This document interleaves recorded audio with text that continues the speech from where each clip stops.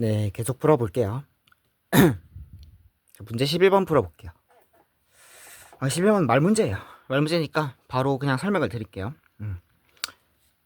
금융자산 문제가 나올 때 주식과 채권이 있죠. 주식 문제들이 보통 어디에 출제가 되냐면은, 자, 첫 번째 FBPL 금융자산과 FBOCI 금융자산의 자산부채에 대한 변동 또는 자본의 변동은 항상 똑같아요.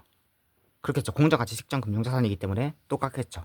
요거 생각해주고, 두 번째, 주식에서 FVOCI 자산 같은 경우 주식에서 취득할 때 공정가치보다 싸게 또는 비싸게 사거나 아니면은 처분할 때 거래원가 발생하거나 두 가지 케이스가 아닌 한 NI 금액은 집계되지 않아요. 처분할 때는 거래원가만큼이 NI 금액이에요. 왜냐면 평가하고 처분하기 때문에 그래요. 평가하고 처분하기 때문에. 그럼 자료 봤을 때, 자, 거기에 대한 내용들을 봐요. 보통 거기서 출제가 돼요. 이런 문제들이 옳은 것, 옳지 않은 것 고르죠. 할 때. 보시면 5번에 처분할 때 NI가 200만큼 발생한다. 근데 거래원가가 200원이잖아요. 그럼 정답은 5번이에요. 거래원가만큼만 NI이기 때문에 200원만큼 손실. 이렇게 잡아주시고 끝내시면 돼요. 이 문제는. 자, 그럼 다음 문제 풀어볼게요. 문제 12번은 안 풀게요. 실물 유지 자본 이런 거 안 하셔도 돼요. 틀리면 되죠. 나오면 틀리면 돼요. 문제 13번 풀어볼게요. 10초 지났는데.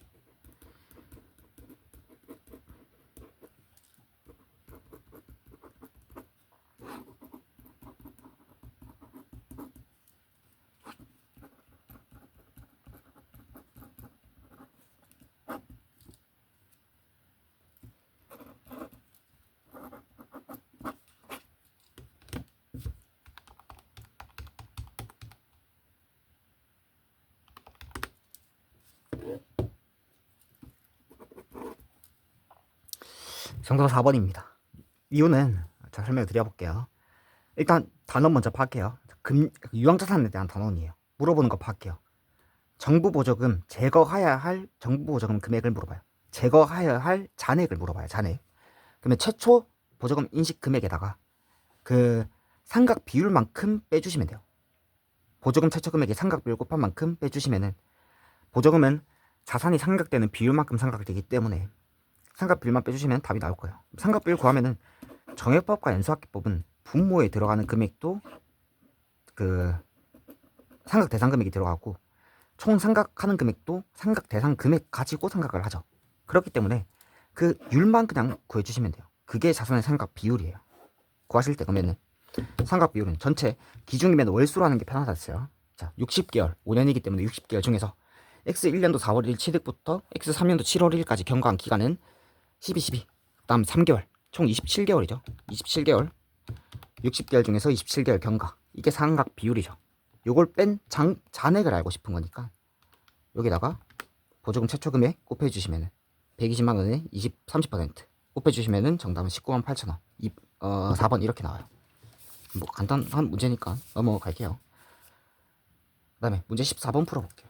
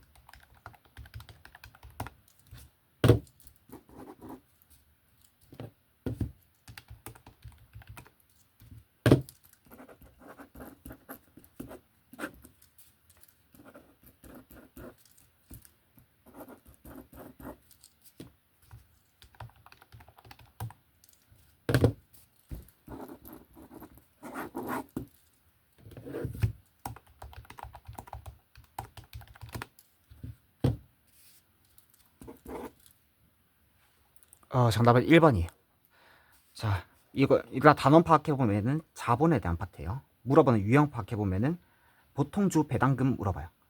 이런 문제 나올 때 우선주 배당금 먼저 구하고 전체 배당금 중에서 그 금액 뺀 금액이 보통주 배당금이구나 이렇게 구하시는 게 제일 빨라요. 정리하실 때. 자, 일단 시점이 현재 언제까지에 대한 배당금을 지급하는지 보면은 X1년 초 개시, X1년도, X년도, X3년도 말 금액 배당 결의 시점은 X4년도 그 3년도에 대한 결의 시점이죠. 정리해 주시고 우선주에 대한 배당금을 먼저 지급을 해요. 하나, 두 개, 세 개 지급하고 보통 주는 별도 배당률이 주어져 있으면은 써주시면 되고 안 주어져 있으면은 그냥 우선주 배당률을 써주시면 돼요. 여기는 주어져 있기 때문에 1000원 곱하기 3000주 곱하기 4%한 12만원까지 지급. 그러고 나서 남은 배당금이 얼마인지 구해요. 100만원 중에서 48만원 차감됐으니까 남은 배당금은 52만원. 얘를 자본금의 비율대로 배분해 주시면 돼요. 배분해 주시면 금액이 나오겠죠. 20만 8천원. 그리고 나서 단기의 배당금과 만약에 부분 참가적이라고 하면 한도 체크는 여기랑 여기 뭐 부분 참가율 이렇게 해서 한도 체크를 해주시면 되고 여기는 완전 참가기 때문에 전체가 단기의 우선주에 대한 배당금이에요. 구했으면은 더하고 이러면은 우선주에 대한 배당금 배분 금액이 나오니까 100만원에서 빼주시면은 나머지가 보통주에 대한 배당금 이렇게 구해주시면 됩니다. 네, 다음 문제 풀어볼게요. 말 문제는 패스하고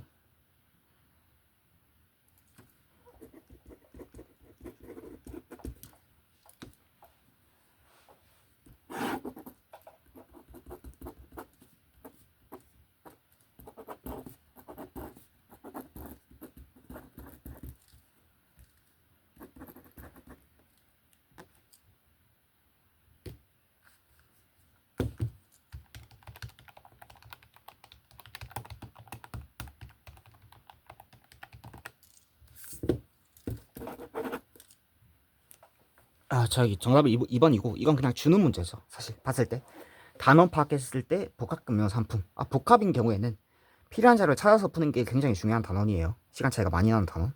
물어보는 게 뭔지 보면은 X1년도 이자 비용을 물어봐요. 이자 비용 물어볼 때는 자 기중에 뭔가 또는 기초에 전환되거나 행사되거나 이런 부분들이 있는지 파악해 주세요. 봤을 때 그런 내용이 없어요. 그런 내용이 없고 그냥 현금 흐름만 쭉 제시가 돼 있네요. 그러면 그냥 현금 흐름 기재하고 1월 1일 금액 현재 가치 이자율이 12%이기 때문에 12% 현재 가치 한 다음에 그냥 12% 곱하면은 그게 이자 비용이에요. 중간에 어떤 변동이 발생하지 않았기 때문에 그냥 주는 문제고 틀리면 안 되는 문제고 빠르게 풀고 넘어가야겠죠. 이렇게 해주시면 됩니다. 다음에 문제 19번 풀어볼게요.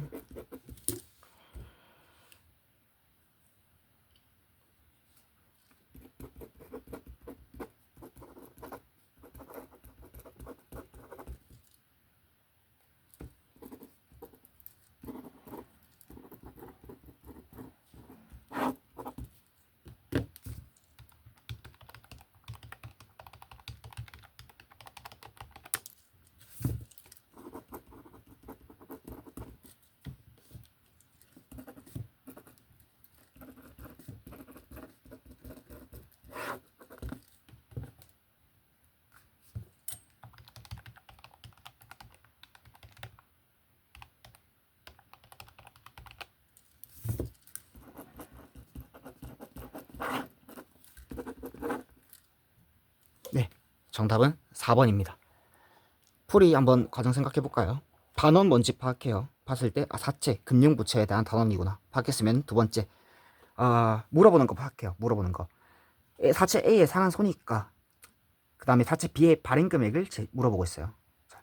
상한 손익 구하려고 하면 일단 장부 금액은 구해야 되니까 필요한 자료. 그 다음에 상한 손익 구할 때는 현금 지급 금액이 보통 주어질 텐데 여기는 지급 금액이 주어지지 않고 어떤 사채를 발행해서 수취한 현금으로 조기 상환하였다고 했어요. 그러면 생각해보면 금융자산 금융부채는 공정가치로 취득 또는 발행하는 게 일반적인 원칙이란 말이에요. 그래서 현금 흐름에 공정가치를 구해주시면은 그게 사채 B에 대한 발행 금액이자 현금 수취액 그걸로 상환했다 했으니까 이자 상환 금액이 될 거예요. 그럼 이거 필요하고 이거 필요하고 하나씩 정리해 주시면 돼요. 정리할 때 기재 현재 가치 해주시면은 현재 장부 금액이 나올 거고 그다음에 현금 흐름 기재 그 다음에 4월 1일 X4년도 1월 1일 날 그 시장 이자율 가지고 8% 가지고 현재 가치 해주시면은 발행 금액이자 현금 지급 금액이 나올 텐데 요게 나왔는데 4번에 답이 있죠. 4번 찍고 넘어가면 돼요. 상환손익을 굳이 구할 필요 없는데 이만큼 사채를 요 금액에 상환했으니까 더 싸게 상환한 거 사채에 대한 상환 이익이 잡힐 거고 금액은 뭐 2, 3, 96, 96이 되겠죠. 뭐 단수 차이 조금 나면 그거는 뭐 현재 가치에 대한 거니까 객관식 문제 풀 때 단수 차이는 그냥 과감하게 넘겨주시면 돼요. 그 다음에 문제 20번 풀어볼게요.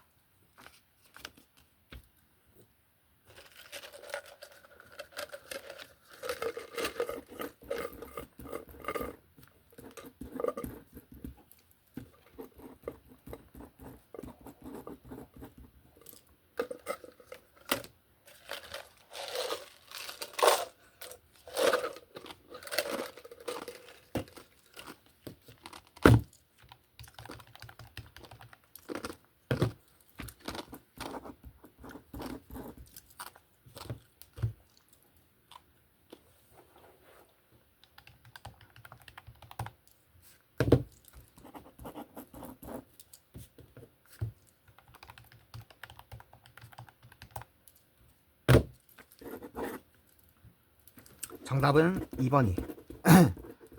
법인세액의 문제는 원래 그 정석대로 풀어주셔도 괜찮아요. 정석대로는 세무조정 쭉 하고 결정세 구해주시고, 두 번째 이연법인세 자산부채 금액 구해주시고 변동사항들 기재, 세 번째 기간 내 배분 고려, 네 번째 마지막에 차액을 통해서 법인세 비용을 산출해 주시면 됩니다.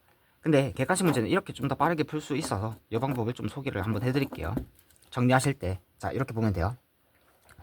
우리 일시적 차이는 유보사항으로, 즉 이연법인세 자산부채로 법인세 비용에서 빠져요. 그쵸?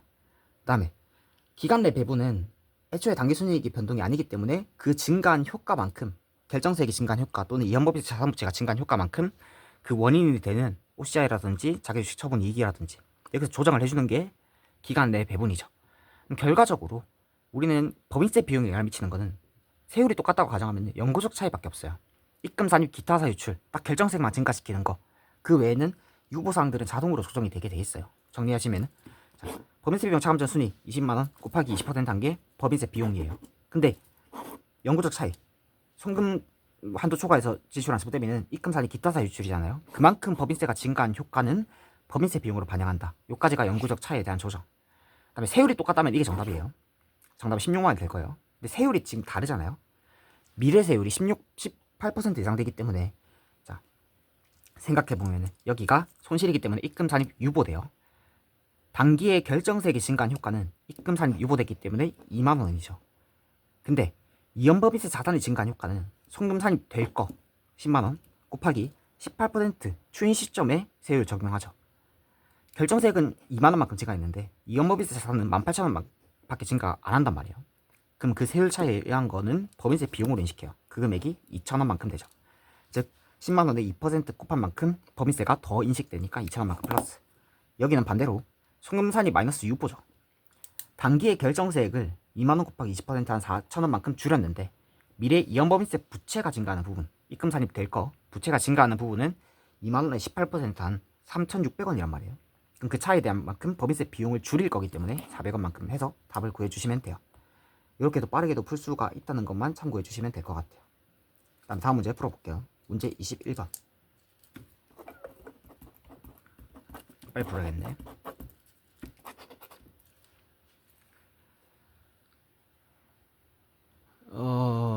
승당부채 문제인데 여기는 그냥 말로 할게요. 금방 풀어요. 30초 안에 풀어요. 자, 제품 보증비 충당부채 확신유형의 보증 같은 경우에는 과거 시점에 대한 보증 기간이 현재 끝났는지 안 끝났는지 여부 따져요. 지금 현재가 3년도 물어보죠. 근데 X 1년도 거는 보증 기간이 2, 3, 4년도 끝나죠. 그럼 전체에 대한 보증 기간이 다 살아있다는 소리고, 충당부채 금액은 전체에 대해서 설정한 부분 5%에 200원 마이너스 전체 현재까지 발생한 부분 빼주시면 정답은 5번이에요. 이렇게 풀어주시면 돼요. 뭐 여기는 문제 그렇게 풀면 되고, 이론적인 부분 나중에 설명을 드릴게요. 그 다음에 문제 22번 풀어볼게요.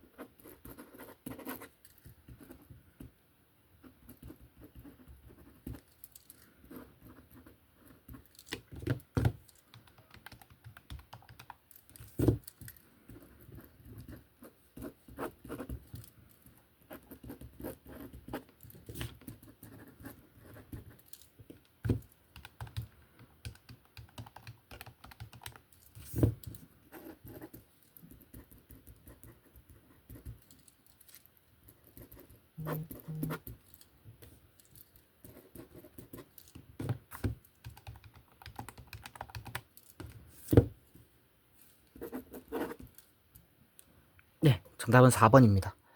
근데 시간이 좀 걸리죠. 시간이 걸리는 이유는 주당이익 같은 거 시간이 좀 많이 걸려요. 희석 주당이익. 우리가 그 재무이익 문제 푸실 때 자본화 차이평가, 소매제거법, 희석 주당이익, 그 다음에 법인세 매개, 그 다음에 현금으로 간접법 이런 문제들은 시간이 좀 많이 걸려요. 그 다음에 금융자산, 금융부채, 유형자산, 재고자산 이런 애들 시간 좀 적게 걸리는 문제들이고 복합도 마찬가지고. 그래서 얘는 시간이 좀 걸릴 수밖에 없어요. 표시할게요. 기초에 물어보는 게 뭔지 주당이익 문제고, 물어보는 게 가중평균 유통 보통 주식수, 즉 기본 EPS 구할 때 분모 금액과 잠재적 보통 주식수의 합계액, 그 다음에 희석 효과 구할 때 분모 금액 다 합친 금액을 물어보고 있어요. 문제 푸실 때 요거 먼저 정리하겠죠. 정리하실 때 기초 주식수 기재, 뭐 줘야 될 건 자기 주식 정도. 그 다음에 4월 1일 날 유상증자인데 돈 받은 금액 얼마인지 계산하면은 3,000주 곱하기 400원 120만원 나누기 600원 하면은 시장에서 제대로 증자를 했다면, 시장가치만큼 제대로 증자했다면 2,000주니까 2,000주는 유상증자, 나머지 1,000주는 각각 비율대로 유상증자 하자마자 무상증자 한 걸로 보죠. 처리해 주시고, 9월 1일 날 자기 주식 취득, 시장에서 유통되는 게 빠져나가기 때문에 마이너스 쳐주시면 돼요. 옵션 같은 경우에는 주식이 발행된 경우는 아니기 때문에 그냥 내비두면 되죠. 그 다음에 전년도 발행 전환되지 않았으면 보통주에 대한 변화가 없으니까 내비두면 되고, 가중평균 유통 보통 주식수 구해주시면은 10350주 나올 거예요. 다음 희석 효과 생각해보면은 순서대로 옵션 하나 있죠. 다음에 전환사채 2개 있죠. 정리했을 때 우리는 지금 분모만 구하면 되기 때문에 기중에 옵션 때문에 발행된 보통주 있는지 확인해 주시면은 없어요. 없죠. 기말에 발행될 수 있는 보통주 생각해주면은 한 개당 한 주의 보통주 발행이기 때문에 600주. 다음에 마이너스 이런 옵션이 없다고 해도 그 이 옵션 가지고 있는 사람은 행사 가격 이 돈 300원 플러스 곱하기 600원 600개 한 만큼 18만원 옵션이 행사될 때 18만원만큼 이 옵션이 없더라도 살 수 있는 주식수 얘는 빼주시고 잠재적 보통주를 구해야 돼요. 600주에서 360주 빼고 앞으로 최대한 회계기간중 가장 빠른 시기로 땡겨주시면은 발행 시기가 10월 1일이기 때문에 발행 전까지는 땡길 수 없어요. 그래서 3개월만큼 땡겨주시면은 60주 나올 거고, 전화사실은 10월 31일 날 전체 주식수 구하고 앞으로 쭉 땡겨주시면 되는데 전년도 발행이죠. 12개월 다 땡겨주시면은 50주 3개 합친 금액이 정답 4번이 될 거예요. 이렇게 구해주시면 돼요. 다음에 문제 23번 풀어볼게요.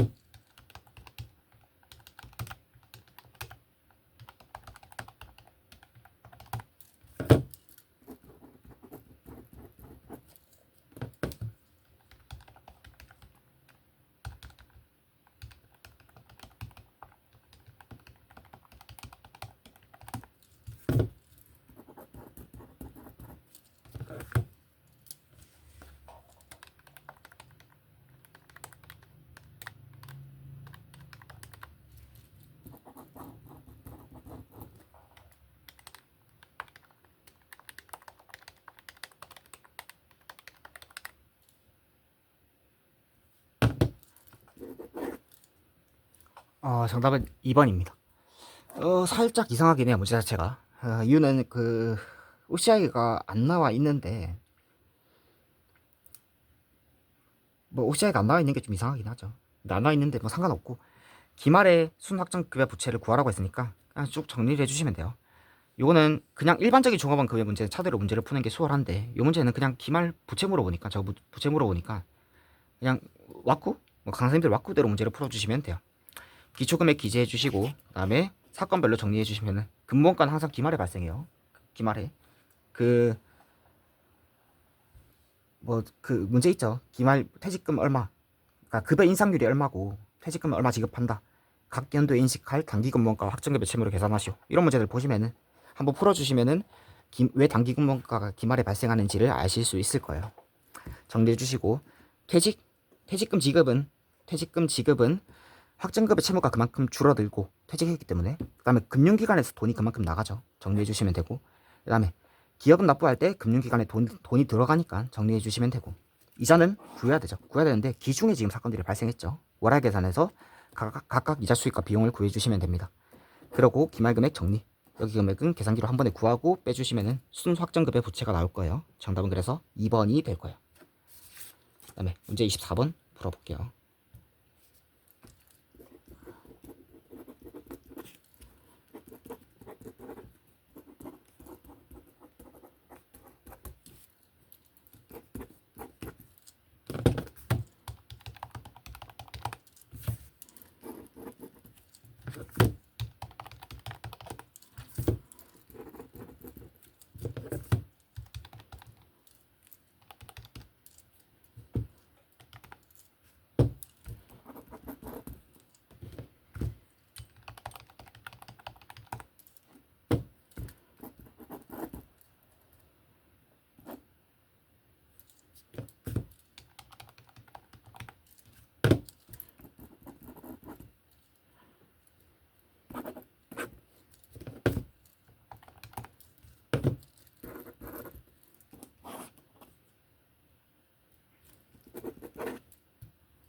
자, 정답은 4번입니다. 이유는 건설계약 같은 문제는 왁구대로 풀어주시면 돼요.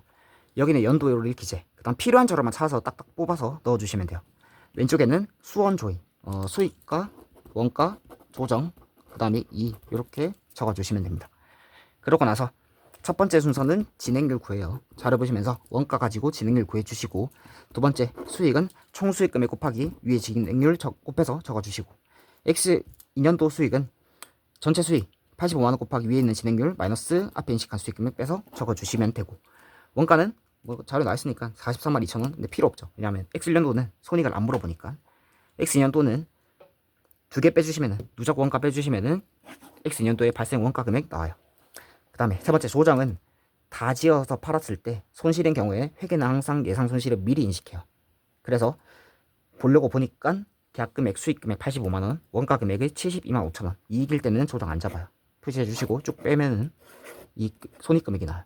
손익금액은 2만 2천원 구했고, X1년도 미청구공사 계약자산, 초과청구공사 계약부채 금액을 물어보는데, 미청구공사는 수청 해서 양수면 계약자산, 음수면 계약부채 구해주시면 됩니다. 왜 그런지는 회계처리 한번 해보면서 생각을 해보시면 돼요.